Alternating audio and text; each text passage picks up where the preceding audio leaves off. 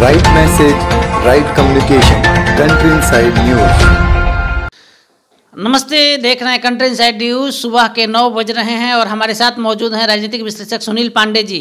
Sir से हम समझेंगे, मुख्यमंत्री नीतीश कुमार ने कल विधानमंडल दल की बैठक में साफ साफ घोषणा कर दिया कि 2025 का चुनाव तेजस्वी के नेतृत्व में लड़ा जाएगा।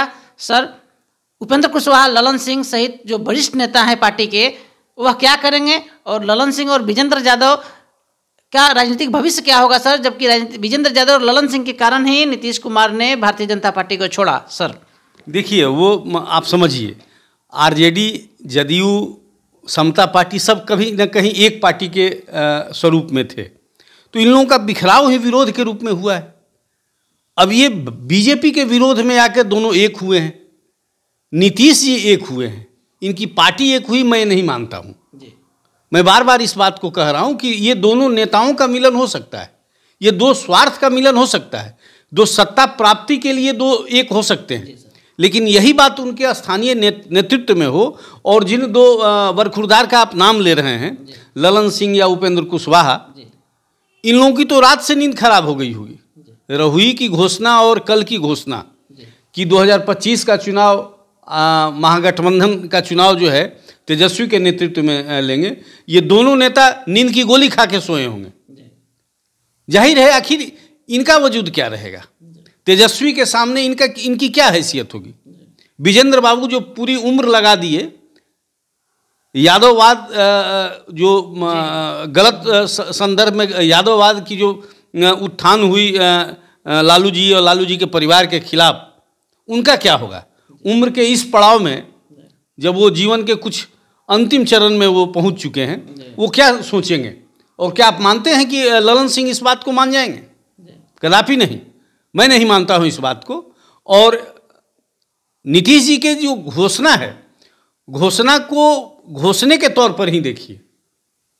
नीतीश जी जैसे चातुर्यपूर्ण जो राजनेता हैं, इतना सहज तरीके से इनके घोषणाओं को व्याख्या कर देना मैं नहीं मानता हूं। निजी रूप से मेरा मानना है कि खेल बहुत बड़ा होगा, इस खेल में सारे लोग शामिल होंगे। आप क्या सोचते हैं? उपेंद्र कुशवाहा की बात, बीजेपी से बातचीत नहीं चल रही है? बिल्कुल चल रही है।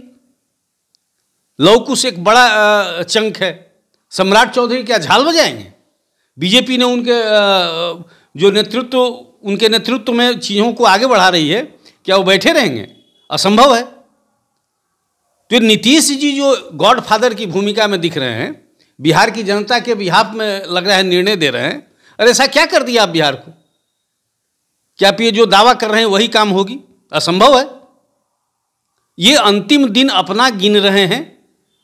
और हिंदुओं में एक परंपरा है कि बुढ़ापे में लोग, हिंदू जब बुढ़ाता है तो थोड़ा गड़बड़ा जाते हैं, भटक जाते हैं। वही हाल नीतीश जी का हो गया है। अरे भाई, अंतिम समय आया, स्वस्थ मानसिकता और स्वस्थ जो आपकी चारित्रिक परिपाटी रही है उसका निर्वहन करना चाहिए।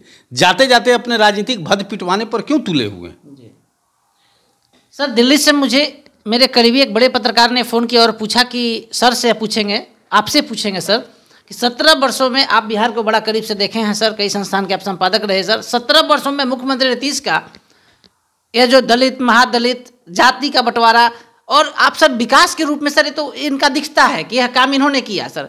इनका बेस्ट काम आपके नज़र में सर क्या रहा है बिहार के विकास के लिए? सर देखिए, और सर रोकते हैं सर, जंगल राज का नाम नीतीश कुमार ने ही दिया था और पुनः लालू प्रसाद यादव का बेटा तेजस्वी को इन्होंने सत्ता का स्थानांतरण कर दिया सर। सर दो बातें हैं। एक तो जंगल राज का नाम नीतीश जी ने नहीं दिया था, ये पटना हाई कोर्ट ने दिया था। तो जब हाई कोर्ट ने दिया तो ये नाम बहुत पॉपुलर हो गया, क्योंकि कोर्ट की बातों को तो सब लोग हाथों हाथ लेता है।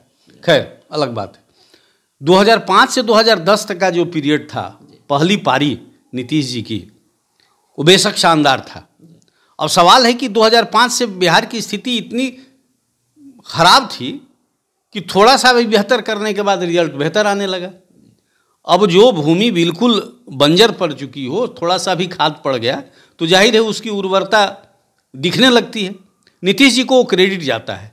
लेकिन हम अपने उम्र में 30-40 साल से सतर्क हूँ अपने जीवन के प्रति और समझ रहा हूँ, इतना भद्द किसी व्यक्ति ने अपने जीवन काल में नहीं देखा होगा।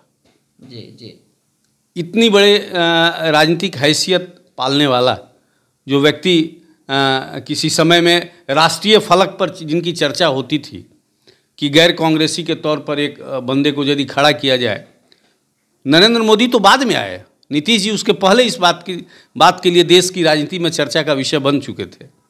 लेकिन क्या देखा आपने, 2010 के बाद जो गिरावट आई, आज भी गिरावट है, पतन के राह चिकने होते हैं और उस पर नीतीश जी फिसलते जा रहे हैं। आप योगदान की बात कर रहे हैं, महिलाओं की जो हैसियत बढ़ी राजनीतिक, शैक्षणिक या व्यावसायिक तौर पे, बिहार वर्षों तक इस बात के लिए नीतीश जी को याद रखेगा। शराब इन्होंने बंद किया, ये बिल्कुल ऑथोरिटेटिव निर्णय है, ये कभी मान्य नहीं हो सकता है। आप इसको रेगुलेट करते, आप राजा हैं बिल्कुल, लेकिन आप किसी के परामर्श से तो चलेंगे। राजा यदि जिद्दी हो जाएगा तो प्रजा बड़ी परेशान होती है। बिहार की वही स्थिति है। लौ कुश का सर भविष्य किधर देख रहे हैं आप सर? लौ कुश आए दिन मेरा मानना है कि ये बीजेपी के खेमे में जाएगा और उसका झंडा बुलंद करने के लिए सम्राट खड़े हैं। सम्राट अपने मान का मुरेठा बांध चुके हैं, मैं बार बार इस बात को कह रहा हूँ। और ये लौ कुश का जो समीकरण है वो भविष्य सम्राट में देखेगा, क्योंकि उनका भविष्य है, उम्र है, ऊर्जा है। तो उपेंद्र जी तो मुख्यमंत्री बनने आए थे ना, लग रहा था कि नीतीश जी के उत्तराधिकारी होंगे सर। उपेंद्र जी अब क्या करेंगे सर? ये जल्दीबाजी में है, इनकी ट्रेन छूट चुकी है, ये कहीं के नहीं हैं।